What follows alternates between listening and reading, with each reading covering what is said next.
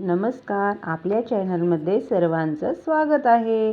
आज आपण शेवयाचा उपमा कसा करायचा ते पाहणार आहोत। कधी कधी झटपट काहीतरी बनवावं असं वाटतं, म्हणून आज मी तुम्हाला रेसिपी सांगत आहे। तर पहिल्यांदा गॅसवर पातेलं ठेवलेलं आहे आणि त्याच्यामध्ये तेल टाकलेलं आहे। झटपट अशी होणारी रेसिपी आहे, काहीच साहित्य लागणार नाही, अगदी कमी साहित्यात अशी होणारी शेवयाची आपली खिचडी आहे। आणि एक तर अगोदरच शेवयाचा भात सगळ्यात लवकर होणारा स्वयंपाक आहे आणि पोट पण भरतं आणि मन पण भरतं। आणि तेल टाकलंय, त्यामध्ये जिरे, मोहरी आणि त्यानंतर लसूण टाकलेला आहे वाटून, आणि त्याच्यामध्ये कोथिंबीर टाकलेली आहे।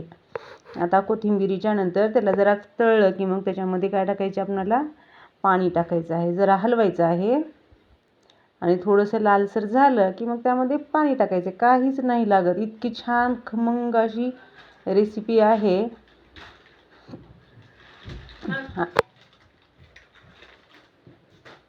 आणि आता त्याच्यामध्ये मीठ, तिखट आणि हळद असं टाकायचं आहे। थोडं साहित्यात छान अशी स्वादिष्ट रेसिपी होणार आहे आपली, झटकन आणि पटकन होणारी। फक्त पाण्याला उकळीच यायला उशीर आहे, पाणी उकळलं की आपली खिचडी तयारच झाली। थोडंसं काळं तिखट टाकलेलं आहे मी, मसाला म्हणून, काहीच टाकलेलं नाही। इतकी छान खिचडी तयार होते, तुम्ही एकदा करून पहाच। आणि थोडासा घरकुल मसाला झाले। पाणी उकळलं की आपण आपल्या मग ज्या शेवया आहेत त्या अगोदरच मी नीट करून घेतलेल्या आहेत पाकडून, आणि आता त्याच्यामध्ये टाकायचं, उकळल्याच्या नंतरच टाकायचं।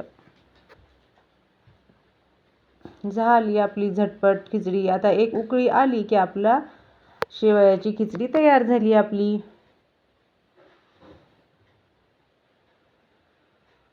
हे पहा, घरच्या घरी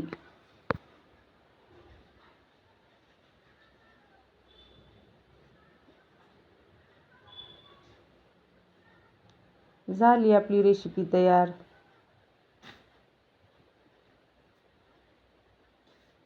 सगळ्यात लवकर होणारी रेसिपी आहे।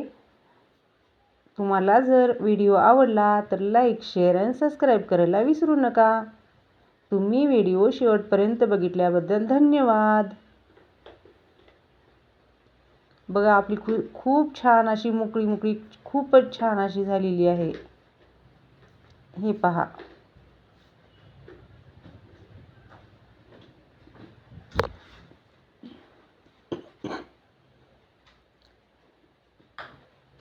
एकदम छान। व्हिडिओ चालू केलीस का?